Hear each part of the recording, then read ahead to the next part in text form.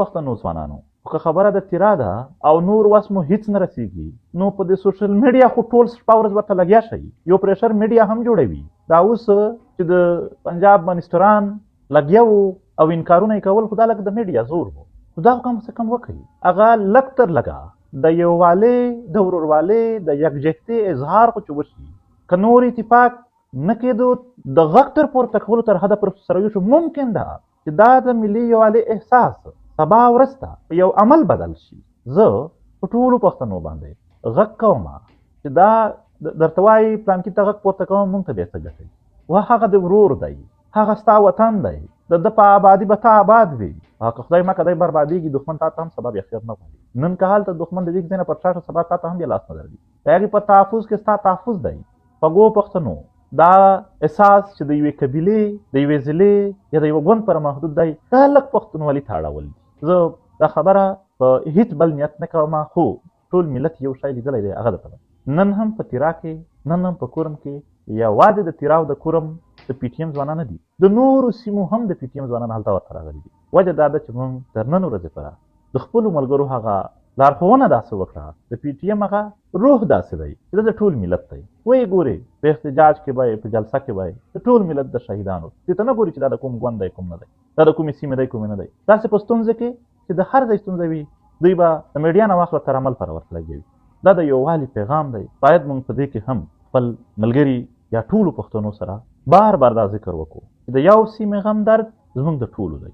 خیبر زموږ د ټولو، قرم زموږ د ټولو، چمن کې مسله زموږ د ټولو مسله، لکه مروت کې ده، بنو کې ده، وزیرستان کې ده، باجوړ کې ده، یا بل ځای کې ده، د پښتنو سیمې ډېرې دي. دا زموږ د ټولو ستونزه ده. دې ته په ملي نظر او په ملي احساس وګورو او یو ملي رد عمل برخه جوړ شو. دا د جرګې خبره یا د نورې خبرې بیا به وایي هر وخت دا یادوئ لکه چې بل څه مو نه دي. زه بل حل پسې هم لګیا یو، هغه دا چې اوس هم موږ خپلو ملګرو ته ویلي دي چې لاړ شئ د پښتنو غریزو سیمو ته، د ځایي مشرانو او ولسونو سره خبره وکړئ. پوهېږئ چې خپلو کورونو کې مو نه پرېږدي، پوهېږئ چې موږ د دشتو و ټینټونو خیمو ته سیخوي، نو راځئ د دوی لارې بیا هم شته دی.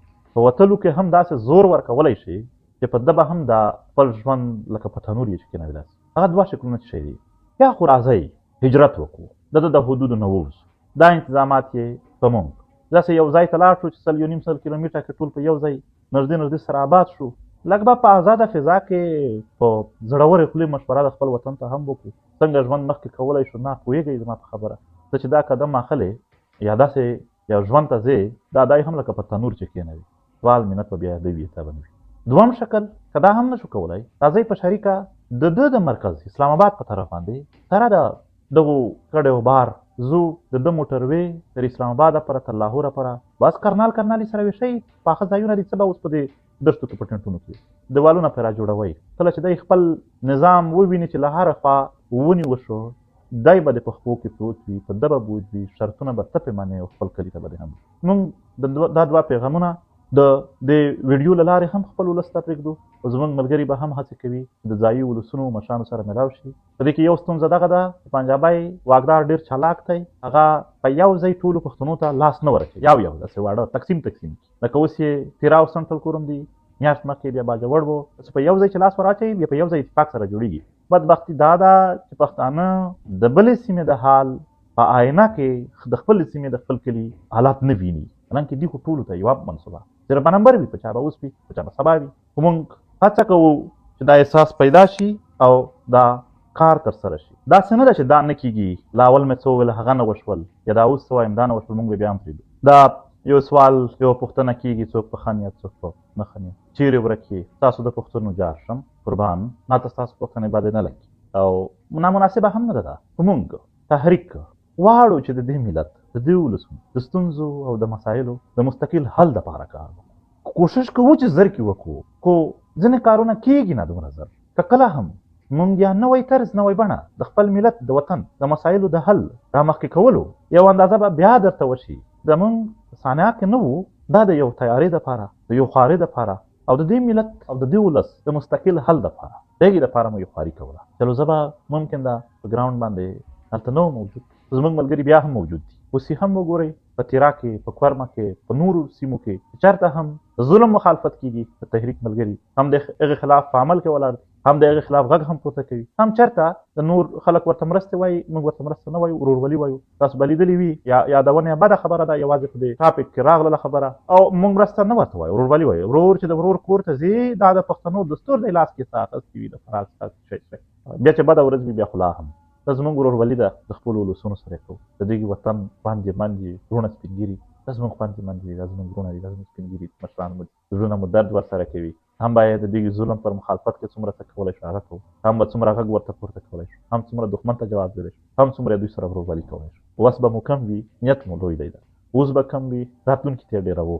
د دې په خاطر موږ د خپل تحریک سره زموږ دغه سوګند به ممکن ده چاویله یا نه 400 کې ووینو. موږ دا قسم کوو او په خپل قسم باندې موږ ګواه هم خدای جوړوو چې خدای ګواه دی زما په دې قسم چې موږ د هېڅ قسم قربانۍ نه به سرغړونه ونه کړو. موږ به در سره وو په هر حال کې. او دا اوس واقعا لږ څه هغه تیزي به نه وي، خو د هغې پر شا هم د یو تیارې په مستقبل کې د پښتنو د مسلو یو مستقل حال او یو خپلې بڼه داسې رامنځته کول چې هغه ډېر قوت ولري چې په مستقله توګه پښتانه د ستونزو او مسایلو نه خلاص کړي.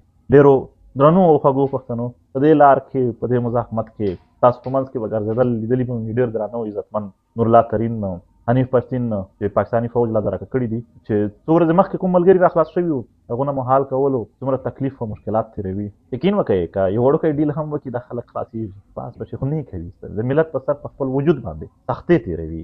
دا د پي ټي ایم روحیه ده. حاجي عبدالصمد علي وزیر کال نه زیات وخت کېږي جیلونه خوري. یو ټیټه خبره، یو کمزوري خبره، یو داسې حرکت، یو داسې شکل به مې دوی نه وي لیدلی چې دوی به مو داسې لیدلي وي چې ګویا که دوی یا پښیمان دي یا ټیټ. نه نه نه، پي ټي ایم ورکر او مشرتابه دغو په روح کې دا شی نه دی شامل.